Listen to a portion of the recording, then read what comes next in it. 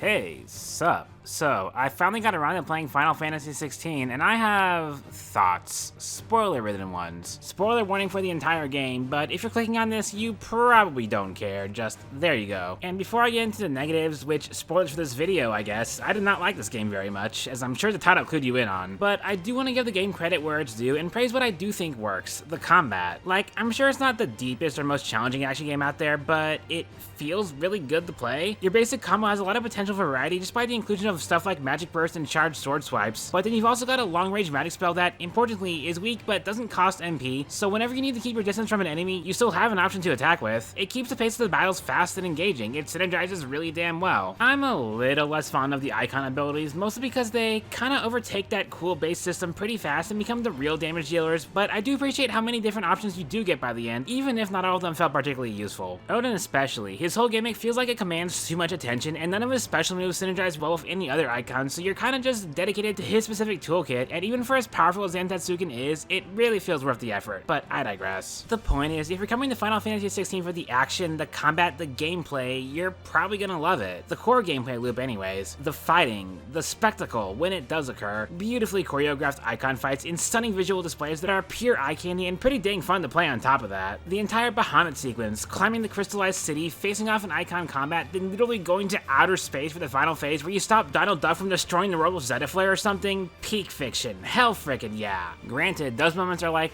a fraction of the game as a whole, which is kind of the problem, but I want to treat this discussion like an onion. Peel away the problems layer by layer until I really get to the core of why this game bothers me so much. And yeah, the good pretty much ends here. Less than 500 words into an almost 8,000 word script.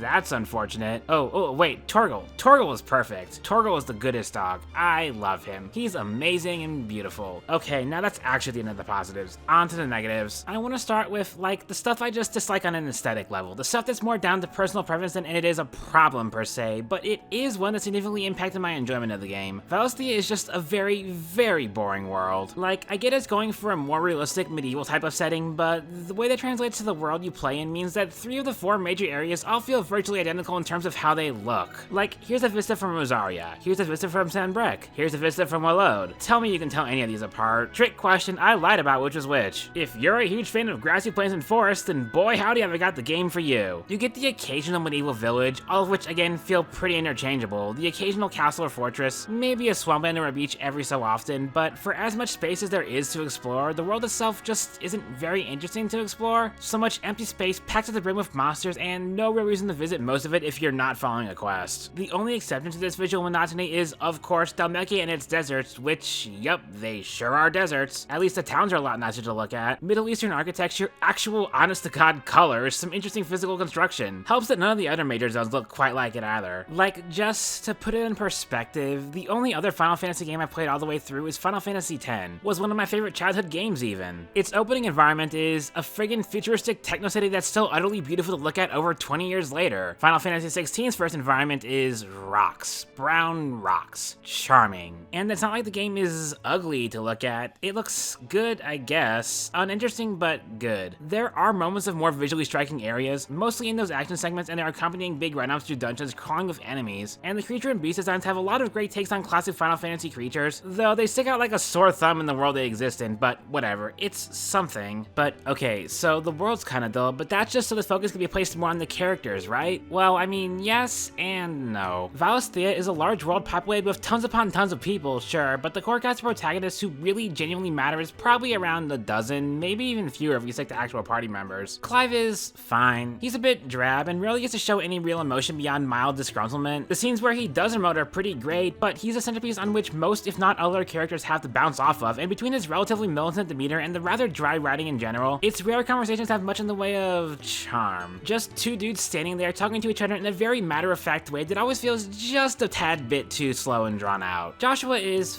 fine. He's forced to spend like 2/3 of the game being mysterious and hard to read, but when he does finally reunite with Clive, the two get some solid character moments. Though it does feel a bit like Joshua's entire personality hinges latches on his brother at times. I'm not sure he ever shows concern for anything or anyone besides Clive and Yote, but he's alright. Jill, oh Jill. I like Jill. I like that the game's not afraid to have a strong female deuteragonist who's shown to be just as competent as Clive in battle and more competent socially. Given a ton of screen time throughout the game, she feels important. Until she doesn't. About the same time Clive and Joshua reunite, she gets kidnapped by Barnabas, her second time becoming the damsel in distress, mind you, after a briefer run-in with Kupka at Rosalith, and from that point on, she's barely present in the story. You can get her back in your party after doing a side quest right before the final boss, but beyond that, the game just forgets about her in favor of Joshua. Sid is cool. He's by far the most charming and charismatic character in the game, pretty much alive with the party for the first third or so of the adventure he's alive for, and he was obviously going to die, just like Joshua was obviously going to die, but I digress. And his death has a ripple effect throughout the rest of the story. It's impactful, it's handled well. I honestly don't have any complaints about his character, other than that his absence is incredibly felt throughout the rest of the game and how dry the writing feels after he steps out. And I'm sure I could go on about a lot of other minor protagonists: Gav, Goots, Byron, Dion, Blackthorn, Karen, Otto, Tarya, Mid, Quentin, Martha, Isabel, Lubor. Put a pin in that last one. The list goes on. There's a lot of minor roles, and some of them can be fun, but,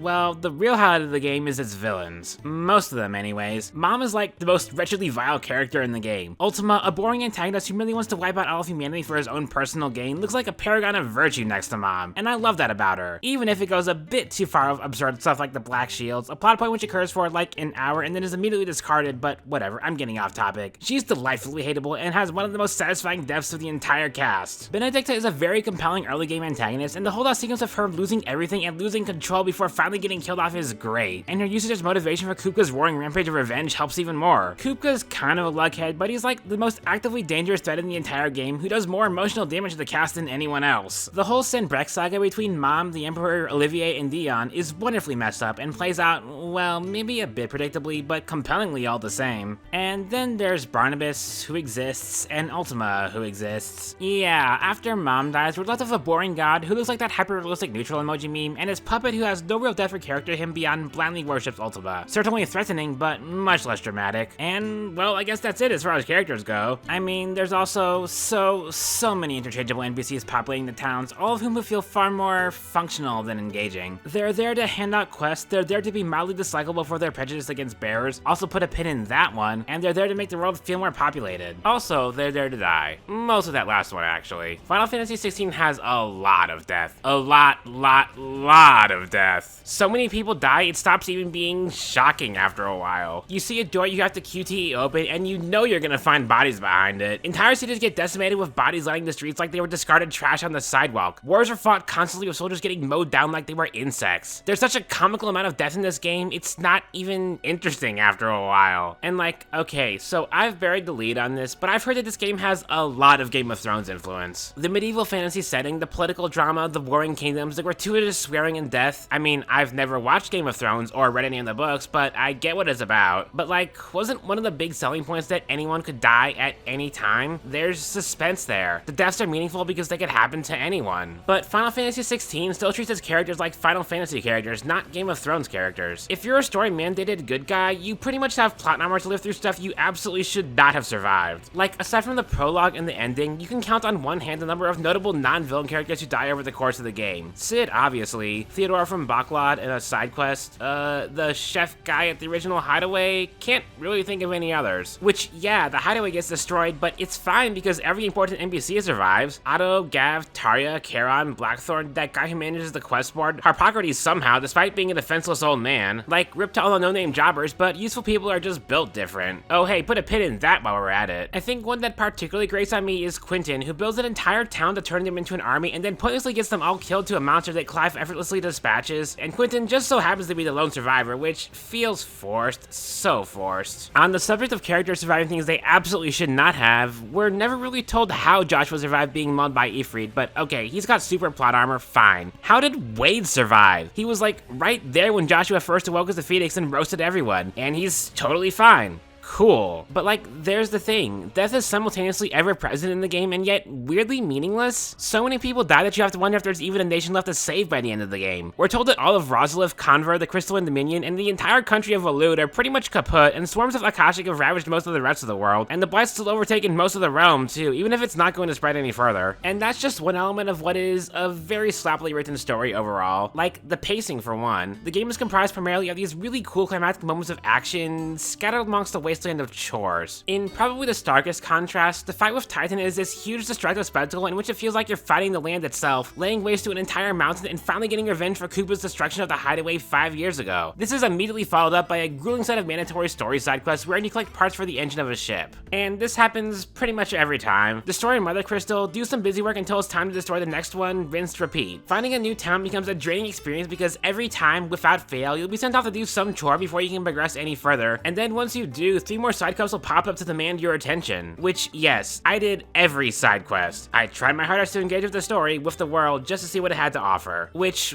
was not worth it. Like, at the start of the game, the pacing of side quests is fine. There's a grand total of 12 before the first Mother Crystal, spread pretty thin, but at a rate that adds flavor to the world without feeling like it's dragging down the pace. But more and more pop up the more of the world you unlock, until it gets to the point where late game is comprised mostly of huge volumes of side quests that can take hours to complete because of all the cutscenes you have to sit through. Pre-Waloed and pre-Origin especially, the latter being a potentially minutes-long gap that took me over 5 hours of slogging through the last set of side quests, some of which bafflingly introduced new characters and new plot threads moments before the game's conclusion, meaning that, of course, none of those can be properly followed up on or seen to conclusion. And this is, again, all in service of world building for a world that's just not very interesting, for characters who aren't compelling, for writing that's really drab. The biggest offender in terms of pacing, though, has to be the time skips. Oh lord, the time skips. I'm okay with the first one, I guess. I'm sure there's a lot we're missing out on not seeing Clive's life post-Phoenix Gate until the moment he reunites with Jill. A lot of interesting stuff happening, like the setups of major antagonists or Sid's founding of the Hideaway, but the whole prologue itself is a flashback to flesh out Clive's motivations going forward, so fine. But the second time skip, not only is it at just the most awkward time, immediately after the fall of Drake's head and Sid's death, we skip ahead to a random conflict in Dhalmekia, but it suggests that for 5 straight years, every major player in the story simply sat around on their butts doing absolutely nothing. The new Hideaway was founded and Clyde got his brand removed. That's all that happened. And then everything else important or meaningful all happens within the next year. That sure is convenient. The overarching narrative is malformed in other ways though. Like, okay, so every Mother Crystal sets up a corresponding antagonist in front of it. Benedicta for San Brek, Koopa for Dhalmekia, Mom for the Crystalline Dominion, Barnabas for Waloed, and then there's some random guy we've never met or seen before for Rosalia and or the Iron Kingdom. A character who is important to Jill and Jill alone, whom Jill kills off screen, and that completes her entire character arc for the rest of the game. It's so weirdly limp. The Iron Kingdom in general feels really poorly handled. They're set up as this big, huge threat in the opening hours of the game, get kind of sidelined after the first big battle, and then are never brought up again until it's time to destroy their Mother Crystal, after which point they virtually no longer exist. I'm not sure we even fight Iron Kingdom soldiers at any other point than this one dungeon. They're barely a factor in the game's overarching narrative, despite how important the game tries to make them out to be. There's also some really glaring contrivances that seem to exist for the sake of letting the game drag its feet even further. Like when Koopa attacks Rosalith and Clive fights and literally disarms him, but doesn't actually get to take him out, and thus the next set of chores are spent figuring out the mystery of where he could have possibly gone, which turns out to be his home in Dhalmekia anyways. What a mystery. And then we have to drag ourselves across the desert to confront him. And it's not like Koopa has any character development over this time. We see one scene of him breaking stuff with his new metal hands, and then we fight him and then he dies. Why didn't we just kill him at Rosalith? I know the answer is because they wanted the big icon fight that you just couldn't do at Rosalith, and because it lets Drake's Fang be destroyed as practically an afterthought, but it just doesn't flow. It's not satisfying narratively. Like, think about what would have happened if, like, we killed Koopa at Rosalith and then the entirety of Dhalmekia was mad at us during our run through the desert to get to Drake's Fang. That could have been interesting, but no, we don't get anything interesting. Sorry. Another big contrivance is when Clive first comes face to face with Barnabas and they have a sword fight wherein Clive, who at this point is going on 18 years as a battle-hardened swordsman, is reduced to clumsily swinging his weapon around like an amateur while Barnabas makes an utter fool of him. It doesn't show us how strong Barnabas is, it just makes Clive look incompetent, which we know he isn't. This is right before the aforementioned kidnapping of Jill, who the gang then sailed to Ash to try and rescue, intercepting Barnabas' ship, having a second fight with him, one that's unwinnable by design. So now he's bested Clive twice, mind you, the first time not even being playable, and then Clive and Jill land on Ash where they have weird magical hand sex for some reason, are then immediately rescued by Mids, sailed back to the Hideaway, and then instead Clive and Joshua go right back to Waloed without Jill because how dare we give Jill more screen time. Then Barnabas shows up for a third and final time, not at the Waloed Mother Crystal, but some random tower that's a repeat dungeon of the Apothecary under Phoenix Gate, wherein we fight him yet again, are denied a proper icon fight for no discernible reason, and then he dies for real in a very unceremonious manner. The Mother Crystal is later shrouded for no discernible reason after the first fight with Ultima. Okay. This is all kind of just an extension of how the plot stalls out after Mom dies, not just because there are no longer any interesting antagonists, not just because that's where the side quest fatigue really sets in, but because the game feels the need to drag itself out as long as physically possible just to hit some arbitrary standard of runtime. Quantity over quality, that. Oh, and circling back to that second encounter, so, we helped Mid build a boat. We ride that boat off to Waloed, but we don't actually ride it. There's no sailing the 7 seas in a jaunty voyage. We just skip ahead to catching up with Waloed's ship, board it for a few fights, and then that's it. No more boats for you. This is after also being denied a high seas adventure on the way to the island where Drake's breath is located. It's just so charmless. We're being denied all the fun parts of the adventure in favor of skipping straight to the action, each and every time. The game doesn't really feel like an adventure. We're not following Clive and crew on a quest across an exciting fantasy land. We're watching him run back and forth across Storm on a series of chores that eventually culminates in a big action sequence sometimes, and then all the fun bits in between are excised to make room for more chores. Like, the game is just absolutely no fun. It's afraid to have fun. Not that I'm particularly craving for wacky minigames or side activities, but their absence is felt when damn near every side quest boils down to go to a location, fight some monsters, and or a mini-boss, end quest. There's a quest about halfway through the game that lets Clive reunite with his chocobo Ambrosia, who can then be rode in open areas, playing the start of a chocobo riding song for a few seconds before cutting back to the area theme. No upbeat chocobo music for you, fool. And save for Sid, Torgal, and I guess Goots, whose role is mostly to be a bumbling, incompetent third wheel in the party, there's not really many attempts at humor or wit. Again, the writing is so dry. The towns feel lifeless and drab because the people in them aren't fun to be around. The world feels barren because, in the pursuit of realism, we're denied any interesting landscapes or landmarks, save for the occasional fallen ruins. The game's just so self-serious. It wants to be taken so seriously. It wants to be this gritty, grimdark story of war and death, completely devoid of joy and whimsy. So, from this point on, I'm gonna take it seriously. I'm gonna take it deathly serious, because Final Fantasy XVI's most serious aspect is by far its worst. Yep, it's time to talk about the bearers.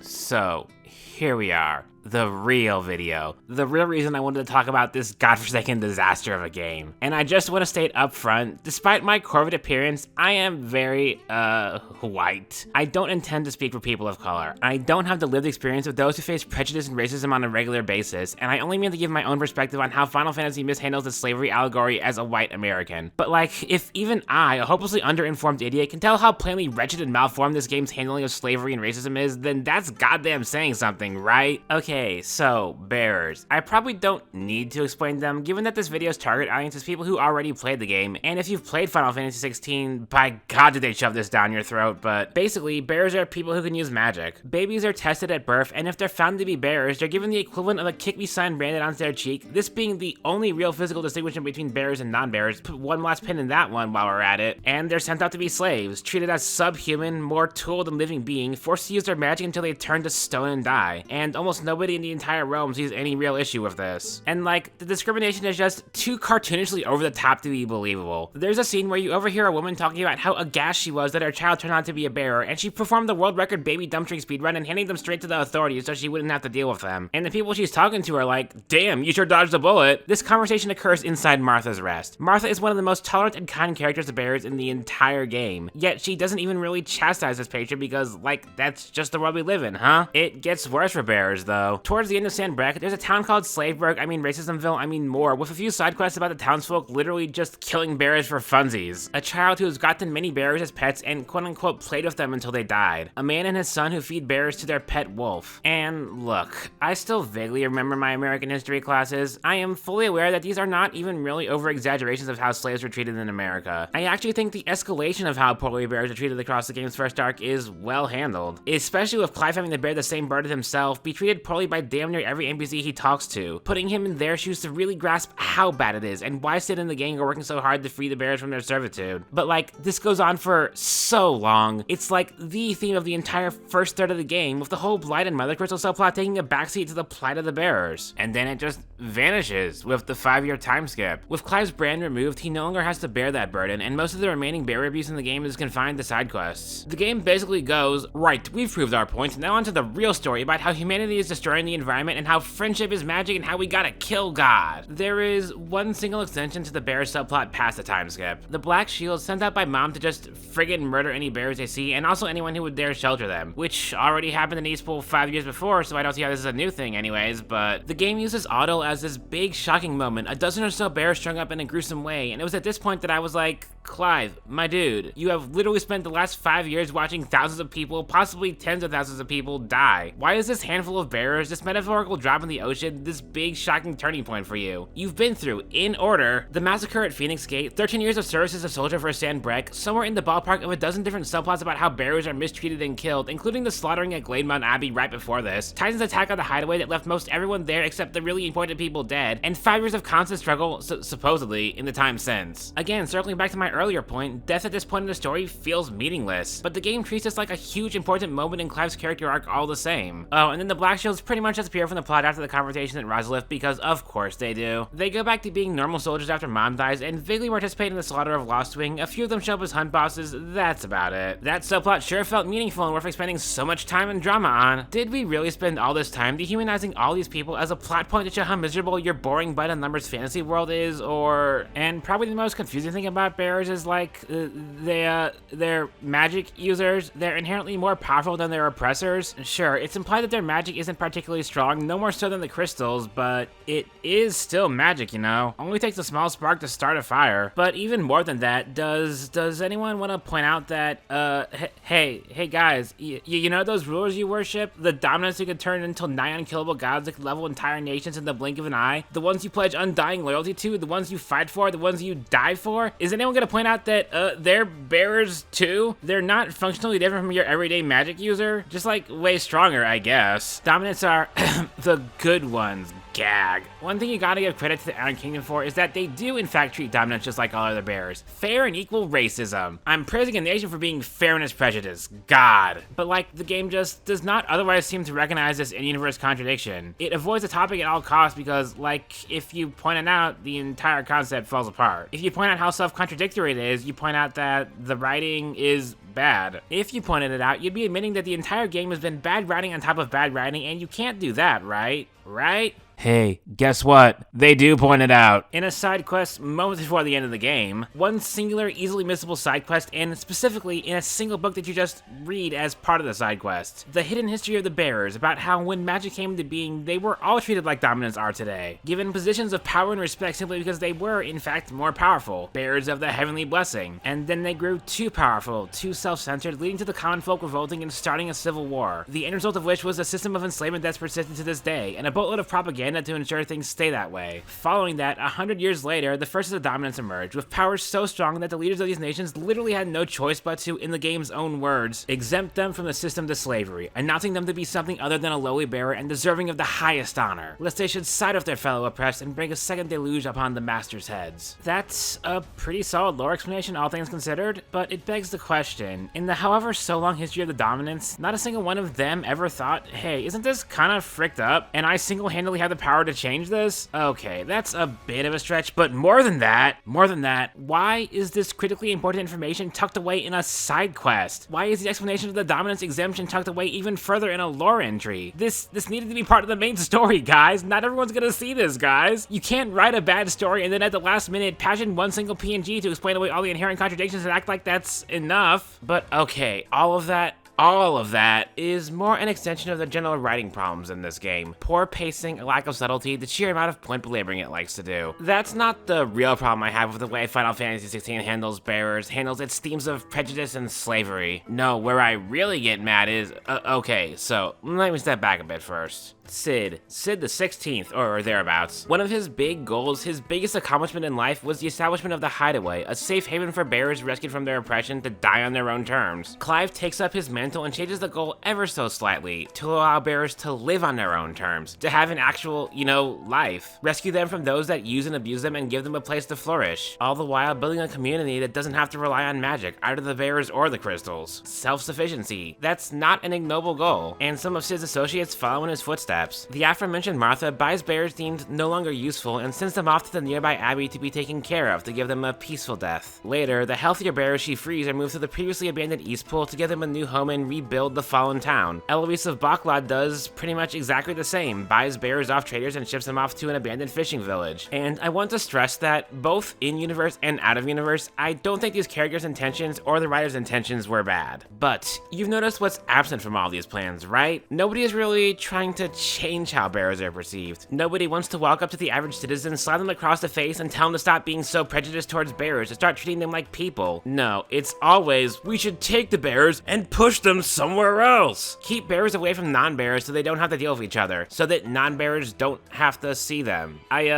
Is it a stretch to call this, a pro-segregational argument? You don't have to change people's perceptions on bears if quote-unquote normal people don't have to see the others, right? Oops, we accidentally did a segregation. Hell, is it even an accident at the point when literally every character trying to help bears comes to this same conclusion? I'm sorry, no, that's not gonna fly. Because I simply do not believe this is a solution that can work. Nobody outside of the Hideaway ever seems to learn their lesson about how slavery is bad or about how we shouldn't be so prejudiced. You change the world by changing how people think, not by keeping them from thinking about it at all. This solution, even putting aside the genuinely dangerous connotations it carries, is like a doctor slapping a band-aid at a cancer patient and calling that treatment. You're merely treating the symptoms, not the cause. And from what the game shows us, I'm not convinced that any of the power structures in place are going to change in any significant way. The common person's perceptions towards bears is not going to be altered no matter how many bears Sid or Clive or Martha or Eloise or whoever else save from their oppressors. The end result of all this is that the world itself does not feel worth saving when it's going to remain so tainted by prejudice regardless. If there's even a world left to save by the end, given how goddamn many people die throughout the course of the game. And you want to know the punchline? All my grappling about how the game never once approaches the problem of prejudice from an angle of trying to change how people think? I lied. It does in fact try this. Once. One single time. And it's the absolute worst subplot in the game. So, remember all those pins I put up earlier in the video? Yeah, it's time to yank them all out in one fell swoop. The moment the game absolutely broke me, infuriating me to the point where I nearly quit, the reason why this video exists at all, lies in the goddamn sand. Okay, so, to set the stage, Dalamiel Inn, the game kinda uses them interchangeably, is the first settlement in the Velcroy Desert of Dalmekia. A cozy, fairly unique location defined by a distinctly Middle Eastern flavor and a long, narrow, almost indoorsy type vibe. And the linchpin of the entire city, the guy who keeps it together, is this smug prick Lubor. The town's equivalent to Martha or the Dame, basically, Sid's collaborator. Anyways, there's a ton of quests and side quests that happen here, and whatever, they're all beside the point, but towards the end of the game, after the world falls on their primogenesis and Aether floods sweep the lands, a new side quest pops up here, Lines in the Sand. And later Lines in the Sand too, because of course it's a two-part mess. Anyways, the quest starts out innocently enough. Clive meets up with Lubor, the most respected guy in town, the guy who's probably going to be elected mayor within the next day or so if nothing terrible happens, but a league of bandits is planning to attack the town, so Clive has to go out and stop them. Fairly easily since he's,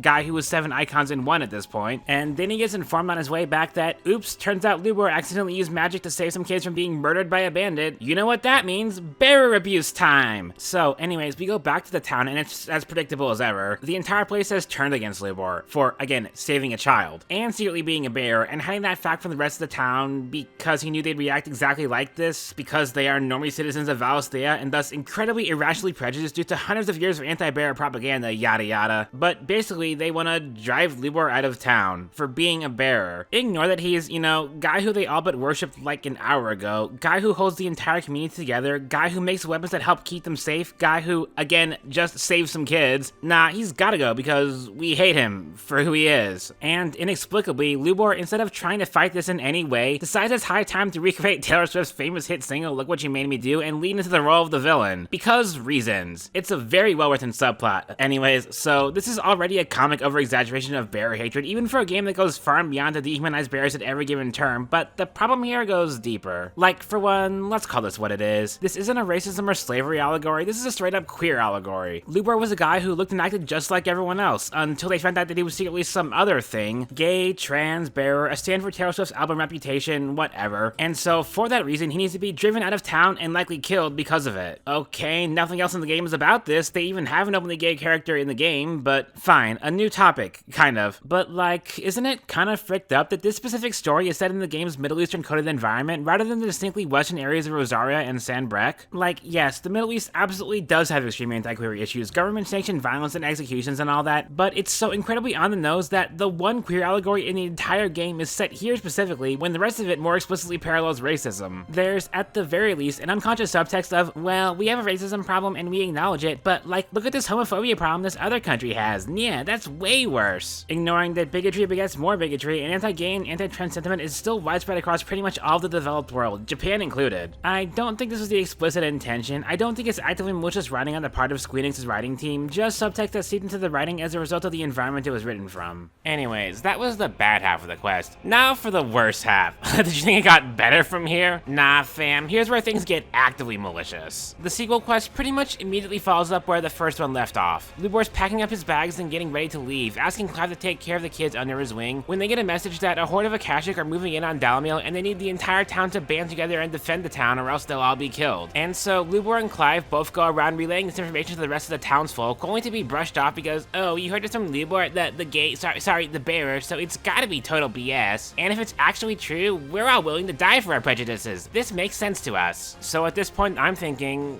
then die? Screw these people. They don't deserve to have me go out and fight an easy mob battle to save them all. Let them burn. There's other better towns out there. But no, of course we can't have an interesting moral dilemma or actual stakes, so here we go. The entire town forms a mob around Lubor and starts literally throwing stones at him, presumably ready to kill him for the crime of being who he is, when the children rush in and stop them, and then lecture the villagers about how it's wrong to discriminate against people for who they are, and wait, sorry, no, they just list off all the things he's done for the town. Things that all these meatheads should have known already, given that Lubor has, again, been the backbone of this town for upwards of 5 years, and that suddenly makes them all see the error of their ways. So, Final Fantasy XVI has just made an explicitly meritocratic argument. It's okay to be gay, it's okay to be trans, it's okay to be black, it's okay to be insert minority here, as long as you're useful. It's not about fighting prejudice, it's not about accepting others' differences, it's about how well you contribute to society. Nothing more, nothing less. Die? Loathsome pieces of crap? This actually does offend me, and I don't feel like pulling punches. Like, I'm not going to go into a full-blown capitalism rant, we all have one, I've already gone through enough of them, but this is such a cynical argument to make. It's perfectly in line with how capitalism treats people. Not as people, but as workers, only as valuable as the work they do. Late-stage capitalism has pretty much reinvented and reverse-engineered its own form of quote-unquote ethical slavery at this point. People are severely underpaid and dangerously overworked to the point of exhaustion and even death, while given less and less time to live their own lives, barely able to scrape by on a living wage that can't even cover the cost of rent in most American cities. Desperate immigrants are exploited on sublegal wages, while the dirtiest of work is outsourced to overseas sweatshops because even the poorest of Americans still have too much dignity to accept the kind of abuse the average CEO wants to inflict on them. Also, the rich can get richer and the economy TM can continue to grow, at the expense of, well, everyone else. And like, again, I know I'm complaining about American economics while talking about a Japanese game, but it's not like the rest of the world is doing any better off under capitalism, it's a widespread problem. So the game's entire anti-slavery messaging kind of rings hollow when it's also arguing in favor of a different, more relevant brand of slavery, you know? But it does explain why the game never really challenges prejudice, never really fights against the systems in play, and really tries to sidestep them. Because doing so would be acknowledging that we still live under those systems, that they still need to be fought, still need to be changed. Though, I guess it's naive to expect any kind of revolutionary messaging from a corporate product that costs hundreds of millions of dollars to create, developed by the charmlessly named Creative Business Unit 3. Right, there's still a bit more to go. So, Clive goes out and does a cool fight against some bandits, yada yada, returns back to Dalamil after the townsfolk have successfully defended it. They all say they're sorry for being so homophobic, I mean racist, I mean bearerist, I guess, against Lubor, give him the position of mayor, and spout some flowery nonsense about how he changed their opinion about all bearers everywhere by, again, being a useful guy. Hooray! This is such a ham-fisted, forced lesson of the day that even the Care Bears would blush at how saccharine, cartoonish, and childish it is. The first animated mainline Final Fantasy, everyone. Oh, and then at the end of the game, Clive destroys magic outright, thus defeating the point of all this by ending any reason for anyone anywhere to discriminate against each other, thus achieving world peace. Yay! We did it, guys! We solved racism! Woo!